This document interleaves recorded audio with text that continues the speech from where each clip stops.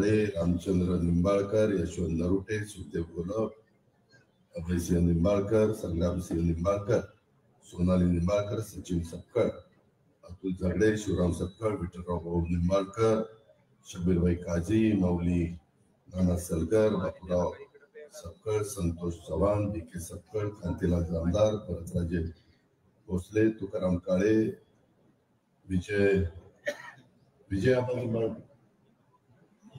पाटील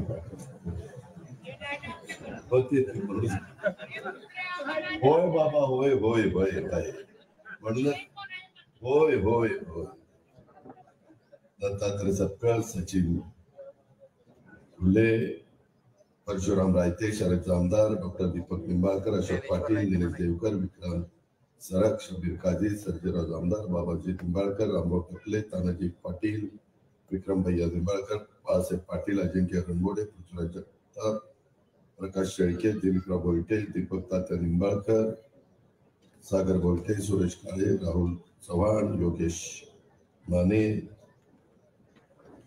सर्व अनेक कार्यकर्ते आहेत, अनेक मान्यवर आहेत, विशेषतः Bhajapa, Shiv Sena, Manase, Rasap, Rashtrawadi Congress party, RPI Athawale, RPI Kharat, Kawade, Sadashivrao Khot, अशा अनेक मान्यवरांनी एकत्रित महायुती केलेली. ह्या महायुती घटक पक्षाचे सर्व सन्माननीय आजी माजी पदाधिकारी, माझ्या संसार आणि पंचक्रोशीतील जमलेले सर्व प्रतिष्ठित नागरिक, आजी माजी सरपंच, महिला भगिनी, बंधू भगिनी, तरुण मित्रांनो, माझ्या आधी ज्यांची भाषणं झाली, विशेषतः दत्ताभाऊ आणि हर्षवर्धन पाटलांनी बरीच काही माहिती तुम्हाला दिलेली आहे. फार काय आता सांगण्यासारखं राहिलं नाही, परंतु आज सभेच्या निमित्तानं येत असताना पूर्वीचा काळ मला नेहमीच आठवतो, कारण माझी पहिली सभा संसदच्या परिसरामध्ये झाली छत्रपती कारखान्याचा डायरेक्टर असताना.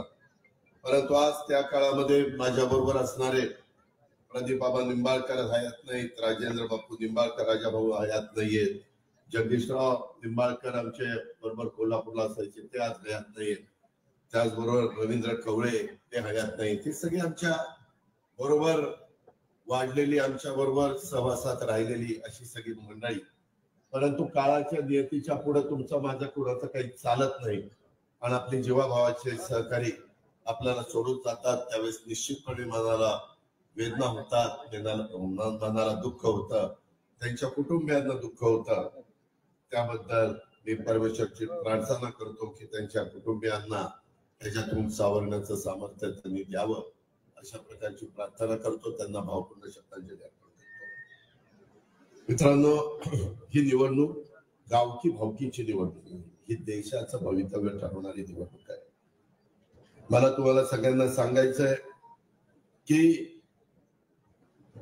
आमचं सगळ्यांचं मत आहे की तुम्हाला नरेंद्र मोदी पंतप्रधान पाहिजेत का राहुल गांधी पंतप्रधान पाहिजेत, हा निर्णय जनतेने घ्यायचा. हा निर्णय घेत असताना उन्हाची तीव्रता आहे, प्रचंड ऊन आहे. काल तर काही काही ठिकाणी 43-44 पर्यंत टेम्परेचर गेलेलं होतं. वेळ कमी असल्यामुळे नाईलाज असतो आम्हाला दुपारची सभा घ्यावी लागते. तुमची पण अडचण आहे याची आम्हाला जाणीव आहे, परंतु वेळेच्या पुढे आमचंही काही चालत नाही. ज्या प्रचंड संख्येने आपण उपस्थित राहिला आणि माझे सगळे संसर्करण पंचक्रोशीतील माझे इंदापूरचे बांधव भगिनी ते आले, त्याबद्दल त्यांचं सर्वांचं मी स्वागत करतो. मित्रांनो, बरेच जणांना प्रश्न आहे की अजित पवारने हा निर्णय का घेतला. इंदापूर आणि बारामती काय लांब नाही, आपला पूल ओलांडला की माझी बारामतीची हद्द सुरू होती आणि इकडे इंदापूरची हद्द सुरू होते. आपण सगळे परिवारातले आहोत. आपण सगळ्यांनी माझी कारकीर्द बघितली, त्याच्यामध्ये तुम्ही सगळ्यांनी मला 84 साली घोलप साहेबांच्या नेतृत्वाखाली जे भवारी माता पॅनल विठ्ठलराव आपण केलेलं होतं त्याच्यामध्ये डायरेक्टर केलेलं. त्या संदर्भामध्ये माझी सुरुवात राजकीय झाली. मी स्वप्नात देखील कधी समजलो नाही की मी राजकारणामध्ये येईल, कारण माझा स्वभाव असला एक घाव दोन तुकडे. एखादं काम होणार असेल तर हो म्हणून सांगायचं, नाही तर नाही म्हणून सांगायचं. मला खूप जणांनी सांगितलं तुम्ही काय राजकारणात येणार नाही, तोंडावर सांगता नाही म्हणून कसं काय जमेल. म्हणलं ठीक आहे बाबा, स्वभाव आहे, उगीच हेलपाटे घालायला आवडत नाही, परंतु मला लोकांनी प्रेम दिलं, पाठिंबा दिला. मगाशी हर्षवर्धन पाटलांनी सांगितलं ते घडलं. मी जरा त्यांच्यापेक्षा 2-3 वर्षांनी मोठा असल्यामुळं आमच्या वेगवेगळ्या पद्धतीनं वेगवेगळ्या निवडणुका झाल्या, आरोप प्रत्यारोप झाले. इथं मी सभा घेतल्या, त्यांनी सभा घेतल्या, सगळं काही तुम्ही पाहिलेलं आहे. परंतु आज आम्ही विकासाच्या करता एकत्र आलेलो आहे. आज आम्ही देशाच्या सर्वांगीण विकास व्हावा, देश जगातली 3री अर्थव्यवस्था देशाची व्हावी, महासत्ता बनावी, देशातला सर्व जाती धर्माचा माणूस गुण्या गोविंदाने नांदावा, त्याला मदत व्हावी, त्याच्यामध्ये कुणी दुर्लक्षित राहू नये, हे आमच्या सगळ्यांचं स्वप्न आहे, हे आमच्या सगळ्यांची भूमिका आहे. मित्रांनो, ज्यावेळेस आपल्या वडीलधाऱ्यांनी, जाचक परिवारांनी पुढाकार घेतला, बाकीच्यांनी साथ दिली आणि छत्रपती सहकारी साखर कारखान्याची मुहूर्तमेढ रोवली, त्यावेळेस पासूनचा काळ तुम्हाला माहितीये. आपल्याला मला आजोबा सांगायचे की अजित 18 दिवसाला पाणी यायचं, कुठलं फाट्याला 19-20 दिवसाला पाणी यायचं. आता पाणी जातंय 50 ते 60 दिवस. फाटे सुटायला किती दिवस लागतात? 51 दिवस तर लागतात. हे का घडलं? आपल्याकडचं क्षेत्र अतिशय कमी होतं. आम्ही लहानपणी काठेवाडीला यायचो, त्यावेळेस कुठेतरी ऊस ठराविक ठिकाणी दिसायचा. आता जमीनच शिल्लक कुठे ठेवली नाही, दिसल तिथं कांड दाबायचं काम चाललंय. आणि धरणं तेवढीच, आणि लोड एवढा प्रचंड वाढला की त्याच्यामुळे पाण्याची कमतरता भासायला लागली. नवीन टेक्नॉलॉजी आली, ठिबक आलं, मायक्रो स्प्रिंकलर आलं, स्प्रिंकलर आलं, शेततळी झाली. एक पाणी शेततळ्यातनं कशी घेता येईल हा प्रयत्न आपण करतो. अशा अनेक प्रकारे माझा शेतकरी कष्ट घेत असतो. मित्रांनो, मी पुन्हा सांगतो, ही भावकीची निवडणूक नाही. काही जण म्हणतात याला ह्या वयात दादा आणि साहेबाला नको सोपं आहे, अशी चर्चा पारावर बसतात. मित्रांनो, मी साहेबांना कधी सोडलं नाही. मी 84ला सुरुवात केली, आप्पासाहेब काका हे बघत होते, आणि मी 87ला राजकारणामध्ये, आता रामभाऊ बलवंत पण वारले, परंतु त्याच्याच वस्तीवर आम्ही बसलो होतो. तिथं म्हटलं की चला तरुणांना एकत्र बारामतीमध्ये कामाला सुरुवात करायची, आणि खरेदी विक्री संघात बसायला लागलो. तेव्हापासून 87 पासून 2000 आता 23 पर्यंत साहेब म्हणतील ती पूर्व दिशा. तुम्हाला संसारकारांना माहिती नाही, परंतु एकदा फार पूर्वी आम्ही लहान असताना मला आजी आजोबांनी सांगितलेलं होतं, आपलं सगळं कुटुंब शेतकरी कामगार पक्षाचं होतं. स्वर्गीय वसंतदादा पवार हे आमचे सगळ्यात थोरले काका बाय इलेक्शनला उभे होते. त्यावेळेस पवार साहेब विद्यार्थी होते कॉलेजमध्ये. साहेबांनी त्या दिवशी त्यांना विरोध केला. अख्खं कुटुंब पवारांचं आमच्या दादांच्या बरोबर होतं, पण पवार साहेबांनी त्यावेळेस विरोधी काम केलं. ही सुरुवात, ही काही नवी सुरुवात नाही. आणि त्याच्यानंतर मग राजकीय समीकरण बदलली. दुर्दैवाने दादांचं दुःखद निधन झालं आणि पवार साहेब 67ला उभे राहिले. परंतु 67ला पवार साहेबांनी संधी हे चव्हाण साहेबांनी दिली. प्रत्येकाला इथं बसणाऱ्याला कुणी ना कुणी संधी दिलेली. हर्षवर्धन पाटलांना घोलप साहेबांनी आणि भाऊंनी संधी दिली, तुम्ही त्यांना निवडून दिलं. त्याच्यामध्ये दत्ता मामाला पण कुणी संधी दिली, हे तुम्हाला माहिती आहे. मलाही साहेबांनी संधी दिली, साहेबांनाही चव्हाण साहेबांनी संधी दिली. 72ला नंतर पुन्हा पवार साहेब राज्यमंत्री झाले, 75ला मंत्री झाले, 78ला वसंतदादांच्या बद्दल आता संजय भैया बोलले. एक शेतकऱ्यांचा लोकप्रिय नेता. सरकार चालू होतं म्हणजे कारभार करत होतं. त्याच्यामध्ये वसंतदादांचं सरकार पाडलं 78ला, आणि पुलोदला घेऊन म्हणजे जनता पक्षाला घेऊन सरकार बनवलं. त्यावेळेस पवार साहेबांनी चव्हाण साहेबांचं ऐकलं नाही. ज्यांनी संधी दिली त्यांचं ऐकलं नाही. 78 साली, 80 साली निवडणुका झाल्या, इंदिराजींनी बरखास्त केलं. त्याच्यानंतर 80ला दादांचंच मंत्रिमंडळ आलं. त्याच्यानंतर मला वाटतं अंतुले साहेबांचं आलं. त्याच्यानंतर 85ला पुन्हा सरकार आलं नाही, पुलत त्या ठिकाणी पराभूत झालं. परत मग 86 डिसेंबरला आपल्याला सांगितलं की आता आपण समाजवादी काँग्रेस काँग्रेस आय मध्ये विलीन करायची. औरंगाबाद आताचा संभाजीनगरला तो कार्यक्रम झाला. तो झाल्यानंतर त्यांना कदाचित राजूजींनी सांगितलं असेल मी काही दिवसांनी मुख्यमंत्री करेल. 88ला जुलैमध्ये मुख्यमंत्री झाले. 90 पर्यंत होते. 90ला निवडणुका झाल्या, परत मुख्यमंत्री झाले.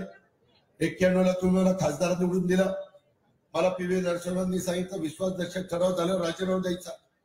म्हणलं राजीनामा काही विचार नाही, का द्यायचा, कसा द्यायचा, काही नाही. राजीनामा देऊन टाकला. पुन्हा मी इकडे आमदार म्हणून झालो, ते तिकडे खासदार म्हणून गेले. त्याच्यानंतरच्या काळामध्ये अनेकदा म्हणजे कृषी मंत्री होते. त्याच्यानंतर 95 पुन्हा बॉम्बस्फोट झाला, पुन्हा राज्यामध्ये आले.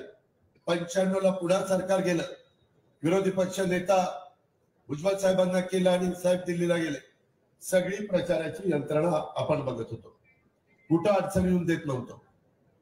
सगळ्या जिल्हा परिषद, जिल्हा बँक, जिल्हा दूध संघ, सगळ्या संस्था कशा साहेबांच्या बरोबर राहतील, सगळे कारखाने साहेबांच्या बरोबर कसे राहतील. अपवाद निराभिमान आणि इंदापूर कारखाना हा प्रयत्न आपण सगळ्यांनी केला.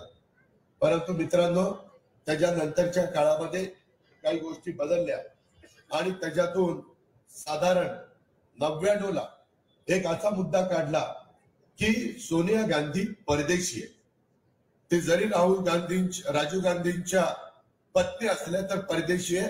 एवढ्या मोठ्या 125 कोटी तेव्हा जनता होती. त्याच्यात आपल्या देशातला जन्माला आलेली व्यक्ती पंतप्रधान नसावी असं कसं झालं. संगमा तारिक काढून पवार साहेबांनी निर्णय घेतला. त्यांना पक्षातनं काढलं. 10 जून 1990ला स्थापना झाली राष्ट्रवादीची. पदमसिंह पाटील, विजयसिंह मोहिते पाटील, छगन भुजबळ, मधुकर पिचड आणि प्रफुल्ल पटेल सगळ्यांनी साथ दिली. आपण साथ दिली. त्यामध्ये आपण हे सगळं बघत असताना त्याच्या संदर्भामध्ये जुलै गेला, ऑगस्ट गेला, सप्टेंबर, ऑक्टोबरला म्हणले जो परकीय मुद्दा काढला तो दिला सोडून. पुन्हा म्हणले आता काँग्रेस बरोबर जायचं. आम्ही बोलू पण शकायचो नाही, कारण ते दैवत होते, वडला समान होते. ते म्हणतील ते पूर्व दिशा. इतक्यादा मी ऐकत आलोय की माझे काळ्याचे पांढरे झाले. आता काळं दिसते ती कलप लावलाय म्हणून पांढरं काळं दिसतंय, पण खरं ते पांढरं. या पद्धतीचं सगळं घडत होतं. मी साथ देत होतो, माझे सहकारी साथ देत होते. आपले उज्ज्वल साहेब, हसन मुश्रीफ, धनंजय मुंडे, सुनील तटकरे, प्रफुल्ल पटेल सगळे आम्ही साथ देत होतो. कुठेही अंतर ठेवलं नाही. आणि हे सगळं होत असताना त्या संदर्भामध्ये आपल्याला मी सांगू इच्छितो की त्याच्यानंतरच्या काळामध्ये माझ्या माहितीप्रमाणे 99ला सरकार बनवलं.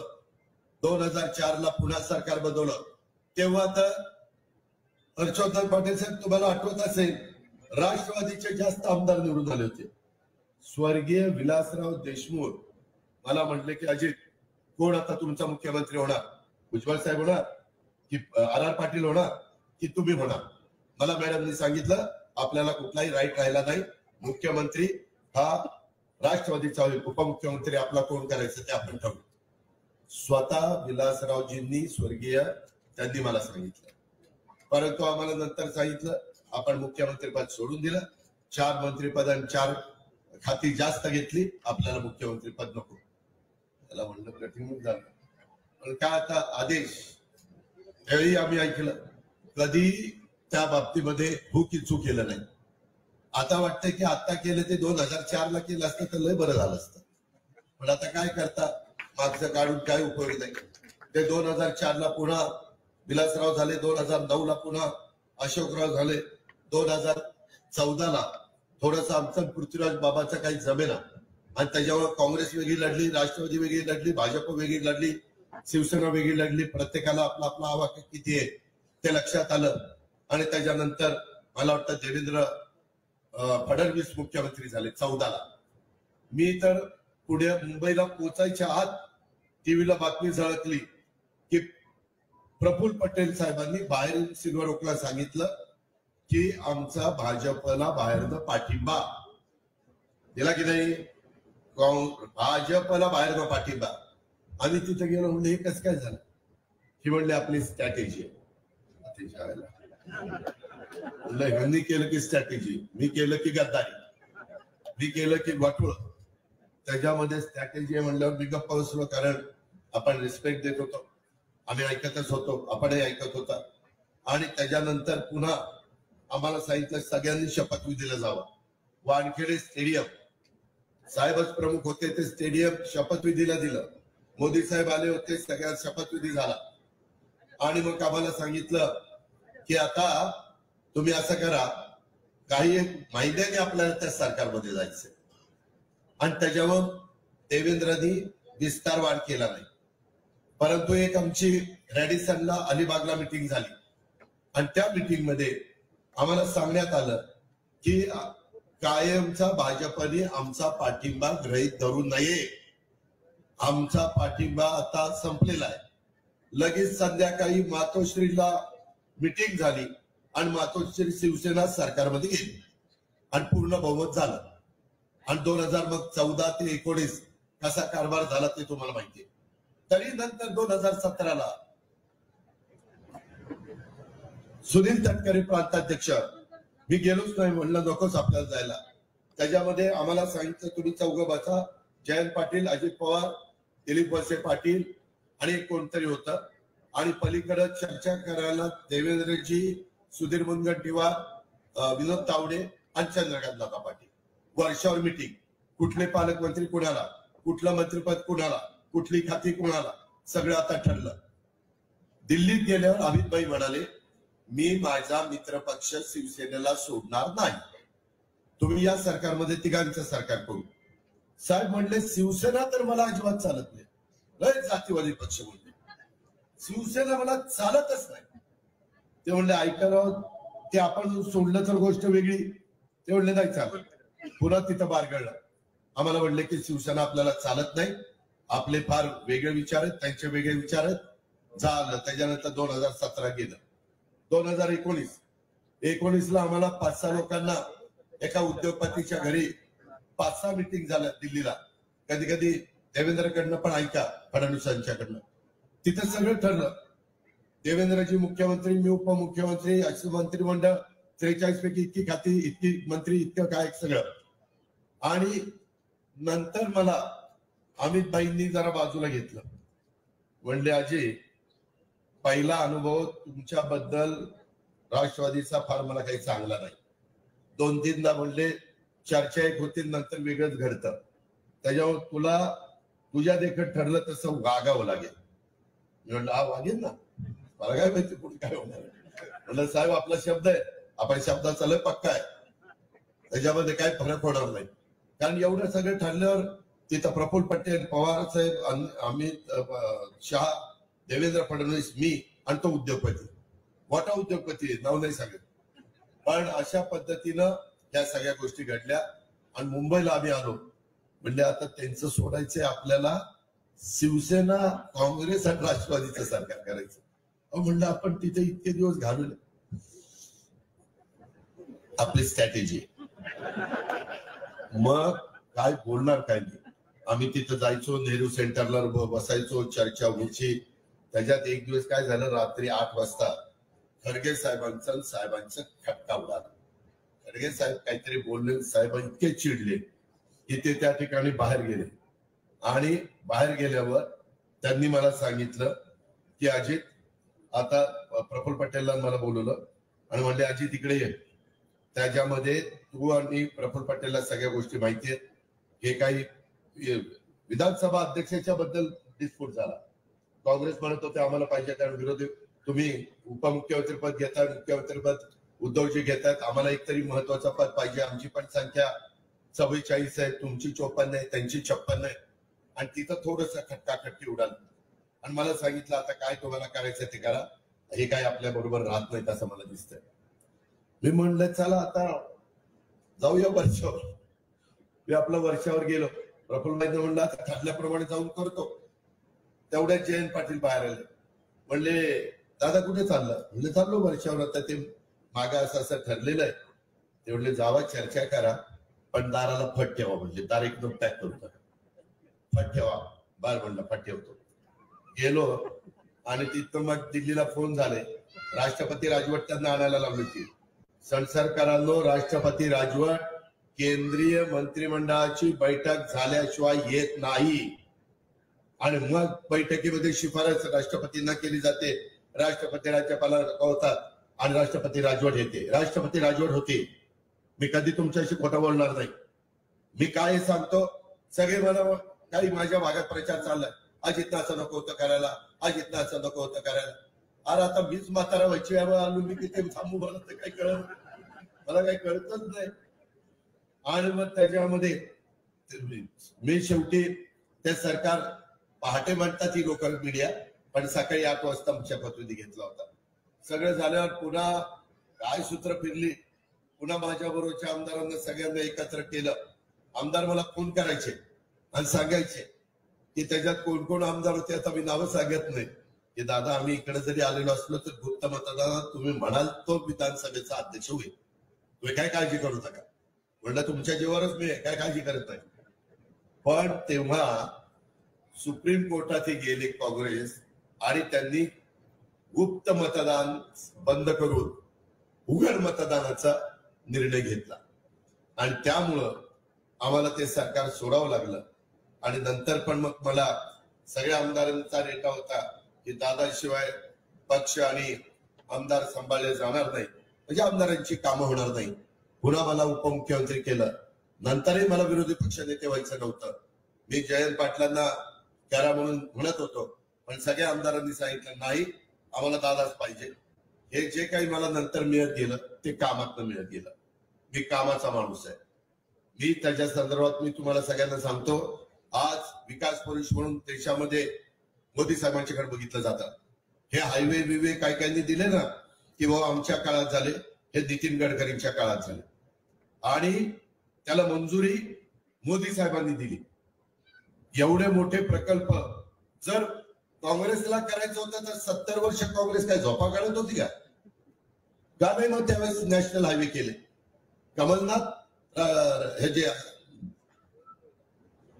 नॅशनल हायवेचे मिनिस्टर होते, इतर लोक होते, जोशी का कोणतरी होते, जोशी, ते असे बरेच जण होते.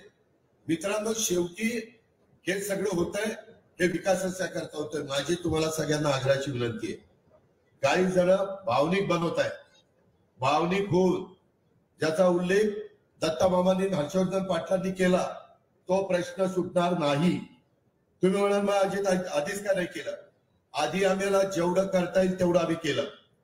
नीरा देवकर धरण, तिकडं टेमघर धरण, वेगवेगळी धरणं, गुंजवणी धरण, ही सगळी धरणं झाली, परंतु त्याच्यातला प्रश्न सुटला नाही.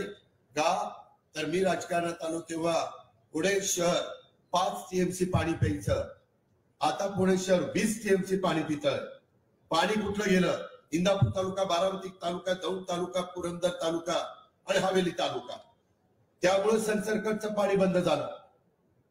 पाणीच नाही वर, कारण प्यायला तर दिलं पाहिजे.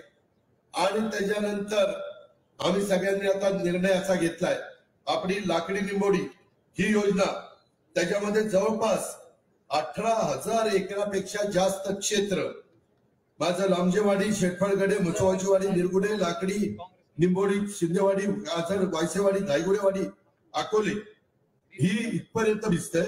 आणि माझ्या भागात तर कटफळ, सावळ, जैनकवाडी, पारवडी, कन्हेरी, काटेवाडी आणि गाडीखे, आता पिंपळे. आणि एवढे मोठे पाईपलाईन, ते आता मला कुणीतरी व्हिडिओ दाखवला, पाईप चाललेले, पाईप यायला सुरुवात झाली लाकडी लिंबोडीची, म्हणजे खोदाईचं काम सुरू झालंय.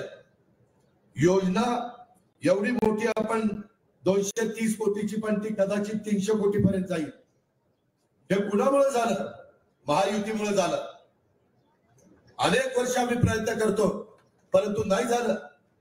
आमच्या काळामध्ये सुप्रमच व्हायची नाही. जयंत पाटील परवा सभा घेऊन गेले, सांगून दमायचे, मला सांगायचे, मुख्यमंत्र्यांना सांगायचे, अहो सुप्रमा द्या, सुप्रमा दिल्या, सुधारित प्रशासकीय मान्यता दिल्याशिवाय प्रकल्प पुढे जात नाही. परंतु त्या काळामध्ये गेले नाही. एकनाथराव शिंदे, देवेंद्रजी आले, त्यांनी धडा धडा धडा सुप्रमा द्यायला सुरुवात केली. त्यामुळे ही कामं मार्गी लागली आणि त्या आम्ही त्याच्यातनं मंजूर करून घेतलं. आता तुम्ही म्हणाल आता काय करणार? आता मुळशीचं पाणी 25 TMC आहे, टाटाचं आहे. टाटाला आम्ही विनंती करणार, टाटा तुम्हाला वीज लागते तेवढी वीज सरकार तुम्हाला देईल, त्या बदल्यात ते पाणी आम्हाला द्या. ते पाणी 25 TMC हे पुण्याला प्यायला दिलं की आपलं पुण्याला जे पाणी जातंय ते पाणी आपल्या या 5 तालुक्याला मिळेल. एवढं भरपेट पाणी मिळेल म्हणजे निरा डावा कालवा जसा कायमचा सोडलाय जून पर्यंत, तसा आपला खडकवासला कालवा सुरुवातीपासून शेवटपर्यंत चालेल, एवढं त्याच्यामध्ये ते पाणी येईल. या लक्षात ठेवा. काही ठिकाणी मी ओव्हरफ्लोचं विहीरचं पाणी विहीरमध्ये पडतं, ओव्हरफ्लोचं माझ्या निरा नदीला, निरा नरसिंगपूरला, चंद्रभागा, तिथून कर्नाटक आणि तिथून समुद्र, ते देखील आपल्याला पाणी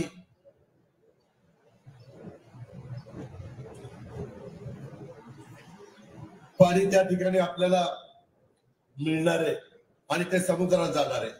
ते पाणी आपण उचलतोय. त्याच्यामध्ये कृष्णा भीमा स्थिरीकरण, त्याच्यामध्ये बघा उद्धटला आणि सोमनतळीला बॅरेज झालाय, तशा पद्धतीनं तिकडनं पाणी आणायचंय आणि राज्य सरकार एकटं कमी पडतंय. त्याकरता केंद्रात ज्यांची सत्ता येणार आहे त्यांच्या विचाराचा खासदार द्यायचा. म्हणून आम्ही पोटतिडकीने सांगतोय. तुम्ही गावगाव घामाघूम होताय मला कळतंय, परंतु ही वस्तुस्थिती आहे. त्याच्यामध्ये ते केल्याशिवाय गत्यंतर नाही आणि ते करण्याचं धाडस हे केंद्र सरकारचं आणि आताच्या राज्य सरकारचं आहे, दुसऱ्या कुणाचा खास नाही. तुम्ही बघा माग जे खासदार म्हणून निवडून जात होते, काय माझ्या संसरला काम झालं, कोणतं काम झालं? ते पुस्तक काढले, बहुतेक कामं मी बारामतीतली केली तीच छापून दिली. तुम्हाला माहितीये ह्या पद्धतीनं प्रश्न सुटत नाही. माझी तुम्हाला विनंती आहे की काही झालं तरी आपल्याला ते पाणी आणायचंय. ते पाणी आणत असताना आपल्या 22 गावांचा पण त्याच्यातनं पाण्याचा प्रश्न त्या ठिकाणी सुटेल. आपले जे जे काही बंधारे हे कोरडे पडतात त्यालाही वरनं काही पाणी आरक्षित ठेवून त्याच्यातून पण आपल्याला बंधारे मधून अधून भरता येईल या प्रकारची व्यवस्था करायची. काही बाबतीमध्ये मी ट्रायल बेसवर आताचे बंधारे माझे निरा नदीचे त्याच्यात बॅरेज मध्ये रूपांतर केलेले मराठवाड्यात, तशा पद्धतीनं आपलं इकडचं बॅरेज मध्ये रूपांतर करू. मी आता करा नदीचे बंधारे एका माणसाने फळ्यावर येतील खाली येतील अशी सिस्टीम केलेली आहे, परंतु ते आपल्या निरा नदीच्या योग्यतेचे नाहीयेत, कारण ही नदी बारकी आहे. असा खूप काही अभ्यास आम्ही केलेला आहे. जनाई सिरसाई पुरंदर उपसा सिंचन योजना, माझी लाकडी लिंबोडी योजना आहे, त्या लोकांना सांगायचंय की बाबांनो ती पण आम्ही सोलरवर घेणार आहे. विजेवर वीज लाईट बिल तुम्हाला आलंच नाही पाहिजे, फक्त मेंटेनन्स आणि पाणीपट्टी. तीच गोष्ट पुरंदरला करतोय. पुरंदरला आता 54 कोटी रुपये दिलेले आहेत. यंदाच्या अर्थसंकल्पामध्ये इथून पुढं उपसा सिंचन योजना ह्या सूर्यप्रकाशावर वीज तयार करून त्याच्यातनं आपल्या विजेचं गरज भागवायची ह्या पद्धतीने घेतलेला आहे. तुमच्या पुढच्या पिढीच्या दृष्टीने हे फार महत्वाचं आहे. बाकीचे MIDC वगैरेचा उल्लेख हर्षवर्धननी केला, दत्तानी केला, ते तर आम्ही करू, त्याच्याबद्दल काळजी करू नका. पण या सगळ्या गोष्टी झाल्या तरच आपले कारखाने नीट चालतील, आपल्याला चांगला भाव मिळेल. आपल्याला आता भाव या सगळ्या प्रशासनाचा विचारा, हर्षवर्धन पाटलांना विचारा. पूर्वीच्या काळामध्ये आपलं सरकार असताना UPAचं त्यावेळेस साखर विक्रीला बंधन नव्हतं. आता यांना बंधन आहे. 3100च्या खाली साखर विकायची नाही. पूर्वीला आम्ही 17, 18, 19 साखर विकली, भाव निघत नव्हता. आता हा निवडणूक झाल्यावर त्याच्याही संदर्भात पुन्हा फेर आढावा होणार आहे. दरवर्षी FRP वाढवण्याचं काम मोदी साहेबांच्या नमितभाईंच्या सरकारने केलेलं आहे. त्याच्या आधी दरवर्षी FRP वाढत नव्हती आणि इन्कम टॅक्सची टांगती तलवार होती, ती काढली. ती 25 वर्ष काँग्रेसला काढता आली नाही. हर्षवर्धन पाटील तुम्ही सहकार मंत्री होता, अनेकदा आपण जाऊन प्रणव मुखर्जी, P चिदंबरम, AK अँथोनी सगळ्यांना भेटायचो. सगळे म्हणायचे ठीक आहे ठीक आहे, देखता हूं काही देखायचं नाही. आणि ते मुद्दल पण होतं, व्याज पण होतं. शेवटी हे सगळे गेले अमितभाईंकडे. मला ते माहितीये, मला देवेंद्रांनी सांगितलं. हर्षवर्धन पाटील, देवेंद्र, राधाकृष्ण विखे पाटील असे जे भाजपमध्ये, परंतु सहकारी साखर कारखान्याशी संबंधित आहे ते शिष्टमंडळ गेलं. तिथं अमितभाईंना ती केस माहिती होती, कारण गुजरातच्या पण कारखान्यांवर इन्कम टॅक्स लागलेला होता. त्यांनी मुद्दल पण माफ केलं, त्यांनी व्याज पण माफ केलं. 25,000 कोटी रुपयाचा फायदा माझ्या ऊस उत्पादक शेतकऱ्यांचा झाला. कुणी बोलत नाही. काही जण म्हणतात तेव्हा 71,000 कोटीची कर्जमाफी झाली ना, परंतु त्याच्यानंतर 71,000 कोटीची कर्जमाफी देशाची झाली आणि नंतर देवेंद्रनी एकट्या महाराष्ट्राची 35,000 कोटीची कर्जमाफी केली. आणि मी नंतर सरकारमध्ये गेल्यानंतर आम्ही 27,000 कोटीची पुन्हा दुसरी कर्जमाफी केली. म्हणजे संधी मिळाल्यानंतर माणूस काम करतं.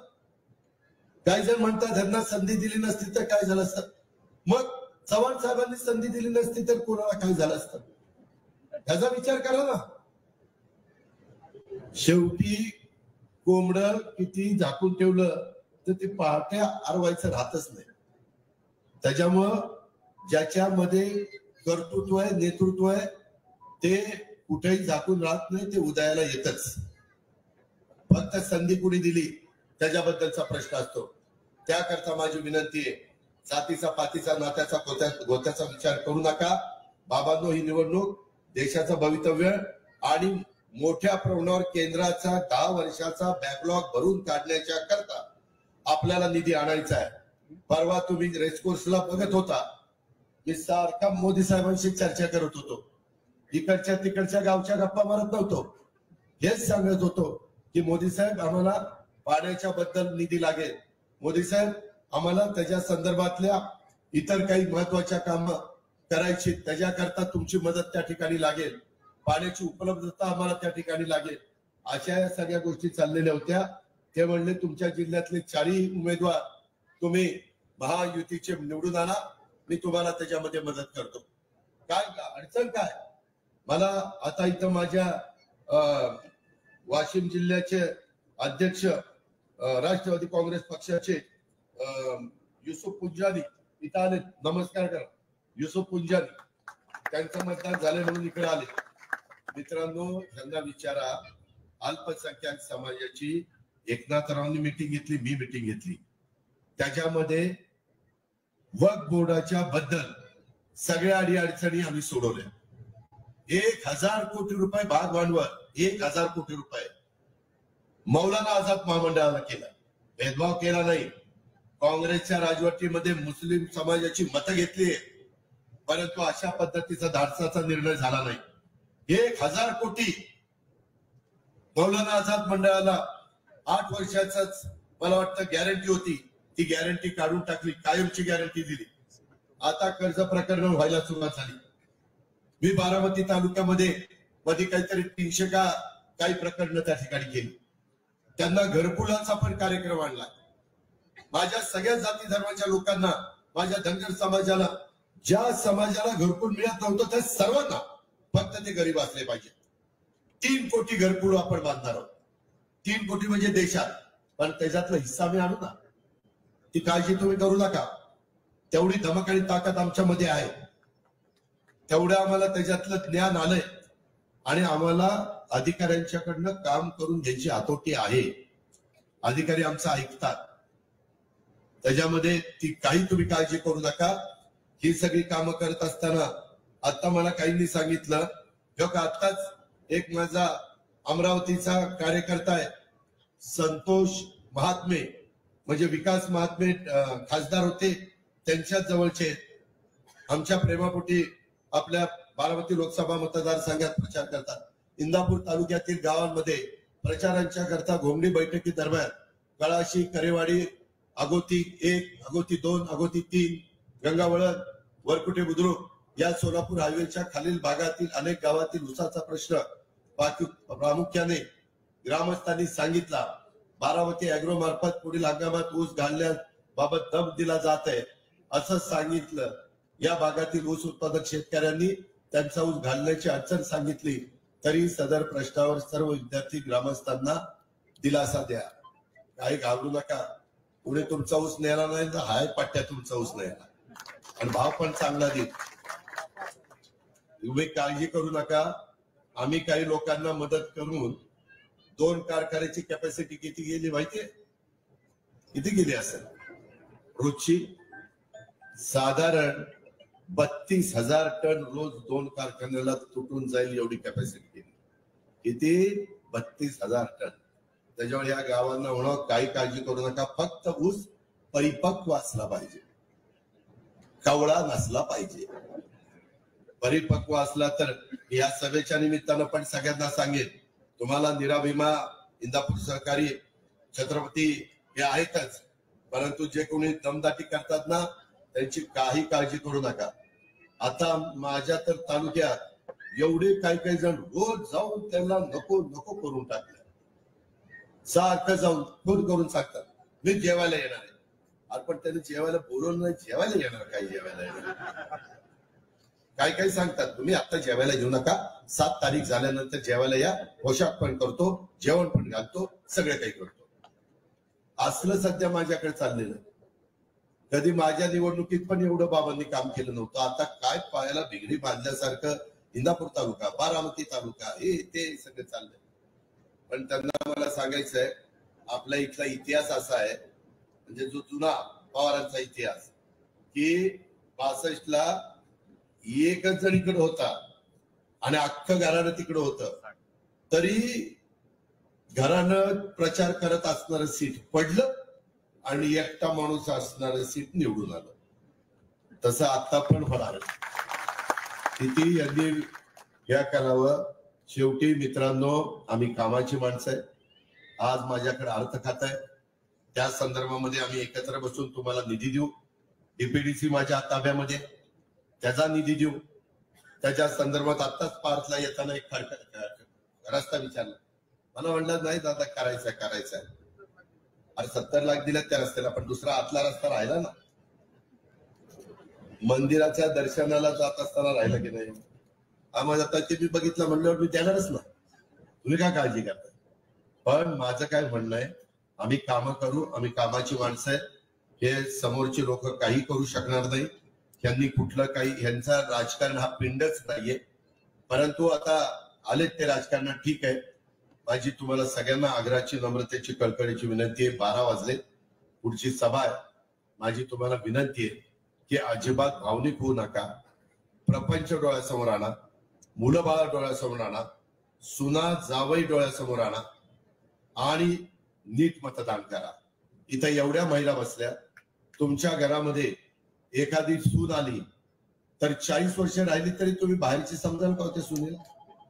आमच्या इथले वरिष्ठ 40 वर्ष सगळ्या दिवाळ्या केल्या, सगळं काही केलं, तरी अजून बाहेरचीच मानतात त्यांना. तुमच्या सुनांना सगळ्यांना राग आला पाहिजे बारामती लोकसभा मतदारसंघातल्या. म्हणजे 40 वर्ष एखादी मुलगी तुमच्या घरात सून येते, ती तुम्हाला बाहेरची वाटते आणि तुमच्या घरच्या मुली मात्र तुम्हाला घरच्या वाटतात. हे जे काही राजकारण चाललंय हे आपल्याला घातक आहे. आणि म्हणून संसदकारांनो, अनेक प्रकारच्या अजून खूप प्रश्न आहेत. हे रस्ते, अजून झाडं लावणं वगैरे वगैरे बऱ्याच गोष्टी आहेत. मगाशी काही गोष्टी हर्षवर्धन पाटलांनी का कुणी सांगितल्या. सुनेत्रांनी संत गाडगेबाबा ग्राम स्वच्छता अभियानामध्ये काटेवाडी पहिलं आणलं. एन्व्हायरमेंट फोरमच्या निमित्तानं आमच्या इथं ओढाखोलीकरण, सरळीकरण, रुंदीकरण, झाडं लावण्याचा कार्यक्रम चालला. त्याच्यामध्ये विद्या प्रतिष्ठान एक चांगली संस्था चालवलेली आहे. त्याच्यामध्ये टेक्सटाईल पार्क काढलं. टेक्सटाईल पार्क मध्ये 5 ते 6 हजार महिला कामाला लागल्या. किती? 5 ते 6 हजार महिला. अशा पद्धतीनं तिला पण थोडा कामाचा अनुभव आहे आणि बाकीचं काम करायला घ्यायला तुम्ही काय काळजी करता. त्यामध्ये सणसरला मंदिर क वर्ग तीर्थक्षेत्र आहे, ते ब वर्ग करून द्या. हा सगळं द्यायचं करून. आता एकदा निवडणूक 7 तारखेची होऊ द्या. लोक सांगतायत असं करू, तसं करू, फलानं करू.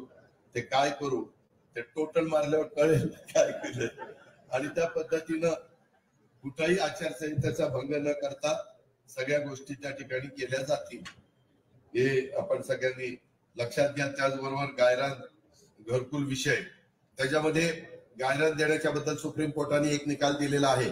परंतु बेघर असणाऱ्या लोकांना 1 गुंठा घरकुलाचा देण्याच्या बद्दल राज्य सरकारने निर्णय घेतलेला आहे. त्याच्यात मला हे संपल्यावर भेटा, मी त्याच्यामध्ये तुम्हाला मार्ग काढून देईल अशा प्रकारची ग्वाही मी आमच्या सर्वांच्या वतीनं महायुतीच्या वतीनं तुम्हाला सगळ्यांना या निमित्तानं देतो। कृपा करून एकमेकावर ढकलाढकली करू नका। एखाद्या गावची पेटी टोटल मारली तर लगेच कळतं, पूर्वी मिक्स व्हायचं, आता कळतं कुठल्यानी काम केलं कुठल्यानी केलं नाही। एकमेकाची जिरवाजिरवी करू नका, हे जिरवाजिरवीचे दिवस नाही। सणसरकरांनो, जिरवाजिरवी करायला जाल तर पुढच्या पिढीचं जिरव अक्षरशः त्यांची जिरवाजिरव होईल। मी स्पष्ट सांगतो, आम्हाला जेवढं मिळायचं तेवढं मिळालं। 5-5, 6-6 वेळेला उपमुख्यमंत्री पद मिळालं। माझा रेकॉर्ड तर कुणी तोडणार नाही 5-6 वेळेला उपमुख्यमंत्र्याचं, असलं रेकॉर्ड झालंय, अर्थात तुमच्यामुळे झालंय। त्यामुळं फार शांततेनं आणि अजूनही राहिलेल्या 2-3 दिवसात प्रलोभनं दाखवली जातील, काहीतरी वेगळ्या पद्धतीनं खोटा दाटा सांगितलं जाईल, अजिबात त्याच्यावर विश्वास ठेवू नका। आज देशाच्या 65% पेक्षा जास्त जनतेने मोदी साहेबांना पंतप्रधान करण्याचा निर्णय घेतलेला आहे आणि त्याच्यामुळं त्यांच्या विचाराचा खासदार हा मुळशीमधनं, मावळमधनं, पुणे शहरातनं आणि आपल्या बारामती लोकसभा मतदारसंघातनं गेला पाहिजे आणि त्याच्यातून केंद्राचा करोडो रुपयाचा पैसा रेल्वेच्या करता, विमानतळाच्या करता, रस्त्यांच्या करता, फ्लायओव्हरच्या करता, टर्मिनलच्या करता, चांगली स्टेशन करण्याच्या करता, अशा अनेक बाबींच्या करता तो पैसा आपल्याला उपयोगी पडत असतो।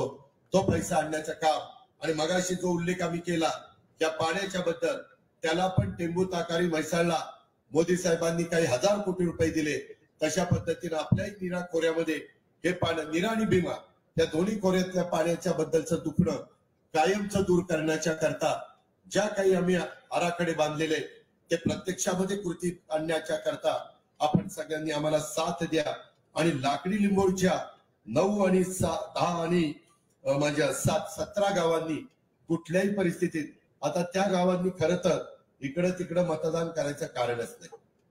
माझी त्या गावांना आव्हान आहे, बारामती तालुक्यातल्या पण आणि माझ्या इंदापूर तालुक्यातल्या पण। इतके दिवस म्हणजे आम्ही इतके प्रयत्न करत होतो, परंतु ते काम पुढं नीट रेटलं जात नव्हतं।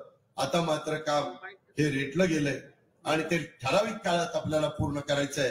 त्यालाही कुठल्याही प्रकारचा निधी आम्ही कमी पडू देणार नाही, अशा प्रकारचं नियोजन एकनाथराव शिंदे, देवेंद्र फडणवीस आणि मी स्वतः त्या बाबतीमध्ये करून दाखवू आणि त्याही जिऱ्यात बागायती करण्याचं काम त्याबद्दलचं केलं जाईल आणि माझा जो बागायती भाग आहे त्या बागायती भागाला अधिक चांगल्या पद्धतीने हक्काचं पाणी देण्याचं काम देखील आपण महायुतीच्या माध्यमातून, केंद्र सरकार आणि राज्य सरकारच्या माध्यमातून करून दाखवू अशा प्रकारचा शब्द देतो आणि आपली रजा घेतो।